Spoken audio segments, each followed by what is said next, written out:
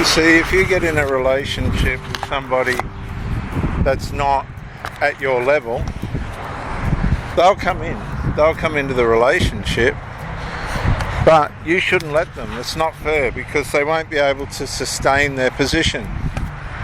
They won't be strong enough. So you have to be aware not to be greedy, not to ask for too much. I've had people come into my life and they've said to me, look, I don't think I'll be able to. They get intimate with you and then they break the bad news. I'm not going to be able to probably be what you're going to need me to be.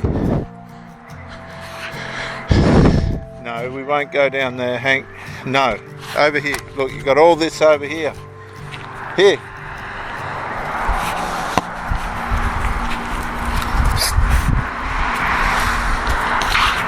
And I didn't listen. I didn't have the sense to listen.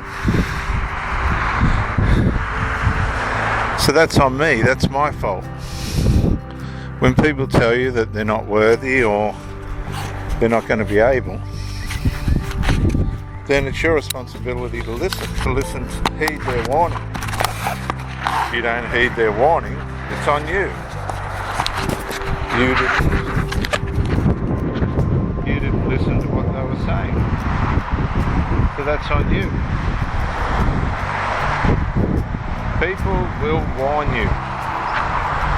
And that's part of how they test you. They test whether you're going to put up with their inadequacies or not.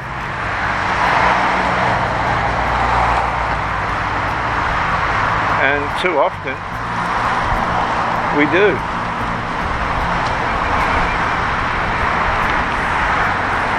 Too often we try and put up with the inadequacies only till we let that person down, because we told them that we'd be able to do it, and we can't. I've done this.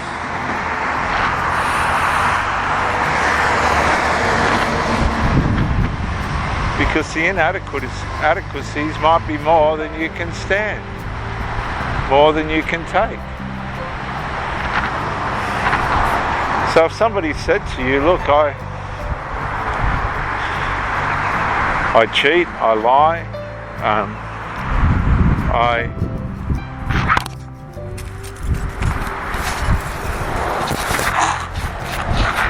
won't be able to maintain and sustain it, even if they've got a track record of a 5, 10, 15, 20 year marriage, they're telling you, they're warning you, they're over it, they're past it. They don't want to do it. They're done with it. A lot of these people, and it's fair, they just want casual encounters. But that doesn't mean you have to be a part of that by any stretch of the imagination. You don't have to be a part of that. So we can let people down who are trying to warn us that they're not going to be adequate, they're not going to be sufficient. We let them down because it's us in our foolishness that engage a situation that we shouldn't, that we ought not. So we've got no right to blame anybody else except ourselves. And we do this all too often. All too often. I don't want you to go down there. Just talking to the dog. Many of you have realised that this person might not be capable of producing a decent relationship. You've known before you started. You've known the history of this person. You've known what they're capable of and what they're not. And you've chosen to ignore it.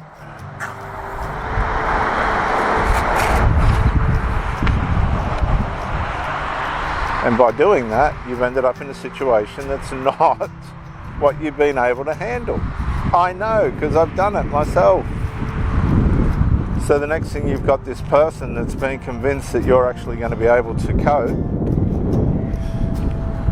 Alright, they're convinced that you're actually going to make it. This person's going to make it with me.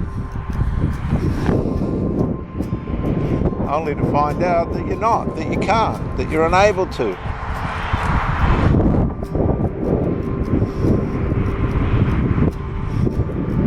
And that's not fair.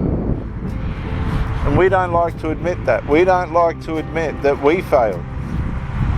That we're unable to live under the inadequacies of the person that we chose to be with.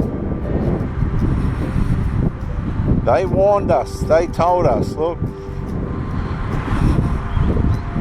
I've got this problem, I've got that problem, and we don't listen. We simply believe that we're going to be able to do it, we're going to be able to cope,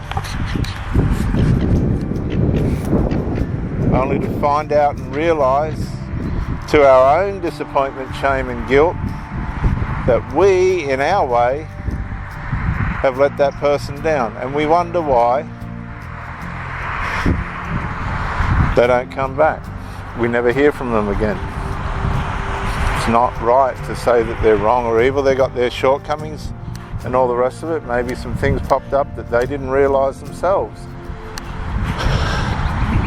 Things occur in relationships out of the ingredients of who they are and who we are. Things just occur that we can't predict. We can only turn up and try and be our best and do our best. That's all we can do.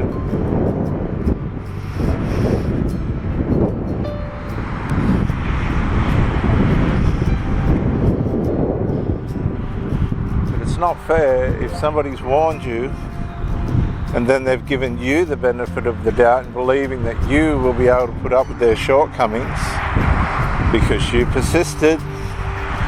Your faithfulness, loyalty, devotion, kindness and commitment convinced you that you'd be able to do it. And then when the pennies dropped and you're worn out and you think you've been abused, but you've been just as much the abuser because you entertained the situation yourself. You were partisan in the initiation and continuation of the relationship. It's really not fair just to blame the other person because you knew, they gave you the signs that this was probably not going to work. Lust has a way of deceiving us, cheating us, and causing us to make schemes. We make our own schemes, alright? And then we blame everybody else for being the problem, but it was partly our scheme. Here, Hank.